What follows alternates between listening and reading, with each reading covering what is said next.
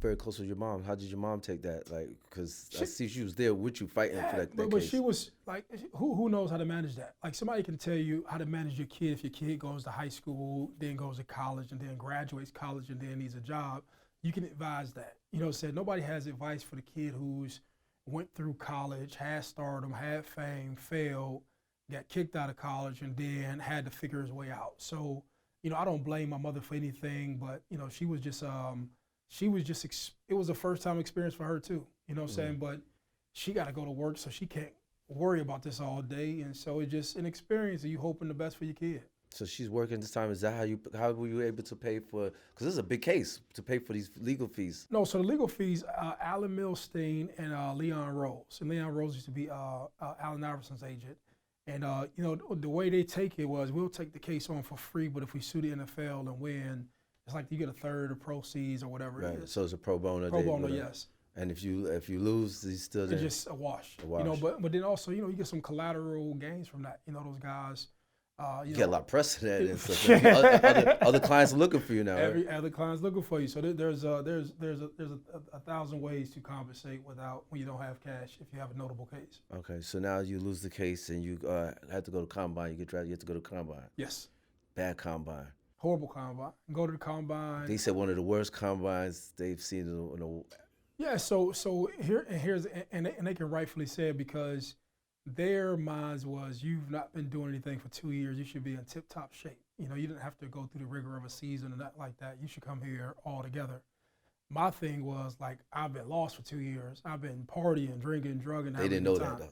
No, they didn't know that. And so by the time I get there, you know, I perform horrible, and I just was like, yo, football's done and over with. You know, I'm not going to do anything with this, and just moved on with my life. And you get drafted still. Still get drafted.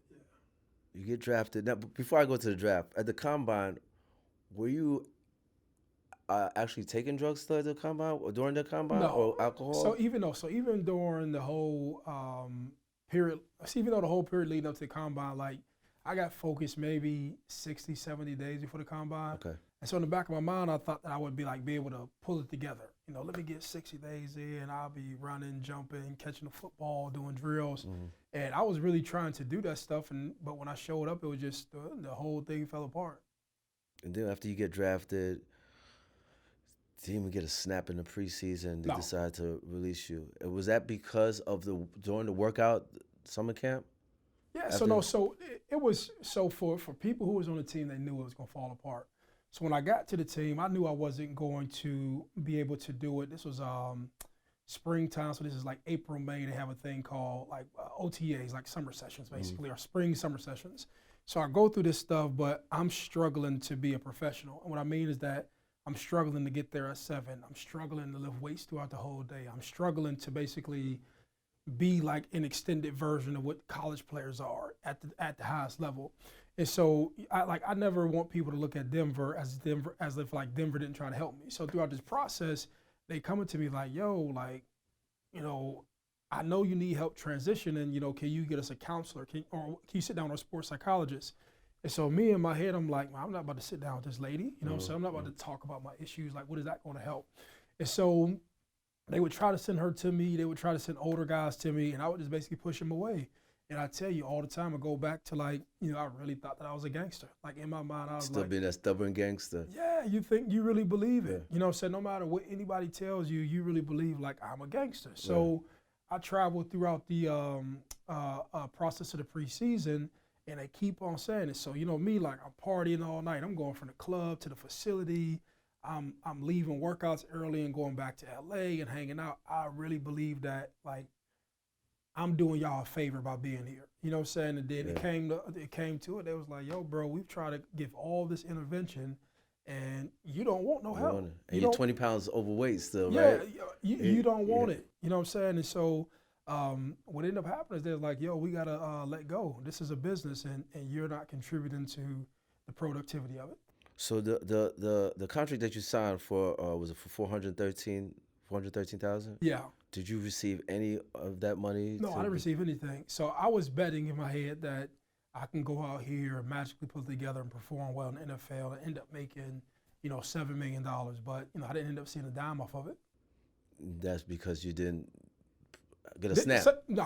So the whole contract was performance based, Right. and so I was betting on myself that I would go out here and perform very well. But I just didn't make the connection that, yo, bro, you have to be putting in the work and doing everything you're supposed to do to basically become who you're trying to become on paper. Were you satisfied with David Kenner being your lawyer? Because that's the former death row lawyer. Yeah. So at the time, he was the only option that I had. So he was my guy's lawyer in my criminal case, right? Right. So I'm thinking to myself, like, at bare minimum, he can read and understand the contract. But outside of lawyers can only do but so much. They can get you an opportunity. They can read your contract. They can't even get you an opportunity. They can read a contract and sign it, but that was the nature of me and Dave's relationship. So so you have your lawyer also being your agent, and he's looking over your contract. So you were satisfied with you have like a gangster's lawyer, like you just stayed in that realm. Yeah, until I was fooled. Now listen to me, I was fooled, right? And just for full transparency, they put it out already. So the guy who I'm with, he's he's on trial for extortion and racketeering, right? They're pushing him as this Israeli mobster. His lawyer is David Kenner. This is my best friend out in California. This is who I'm with for 2.5 years. So in some weird psycho way, I'm thinking it's cool to be standing next to him and just talking about this gangster trial that he's going through, this federal case. I'm really thinking it's cool. And then all of the people around him, and I'm thinking like this is like some cool deal. And then, David Kenner, I'm getting fascinated from Dave Kenner telling me Tupac stories. You know what I'm saying? Right. So, and just talking about death row. And so I'm just impressionable, and you don't realize that you're a lost kid because you're supposed to be preparing for a football season. But I'm getting fascinated by a guy who's supposed to be, in organized crime, and then I'm getting fascinated by the lawyer who's representing.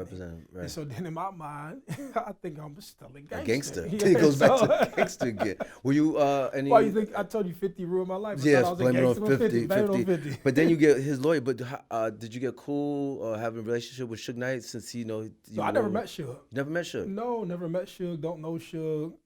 Just never been around him. This was 2005, 6. I don't know what their relationship was, but the only time I would see David was in his office on down in the valley. That was the nature of it. Your former agent, Steve Feldman. Did you have he had some wrong advice from him? So I didn't have so this is how the whole thing, this might be the first time I say this, right? So I didn't have a relationship with these guys. So I was close to David, and David needed a agent to facilitate the deal. And so my guy was trying to broker a parking deal, a parking lot deal in LA. So he was trying to buy a parking lot off a guy. The woman who he was trying to buy the parking lot off of, she said, my husband's an agent. Could you give him a shot? So this all, like the whole agent thing came from trying to facilitate a parking garage deal. And he did her a favor by saying, hey, we'll bring him over into the deal if you go ahead and let me buy this parking lot. That was the nature of how I got Steve Feldman and Josh. And was it Steve Feldman that got you was supposed to get like $1,000 for your yards or whatever you had? I don't know the nature of all of the contract details. I just wasn't even involved at that level. Whatever they negotiated is what they negotiated. But we needed so Dave was the lawyer who reviewed the contract, but he needed to partner with Steve and Josh to facilitate. And that's Josh Lux? Lux, yes. Right.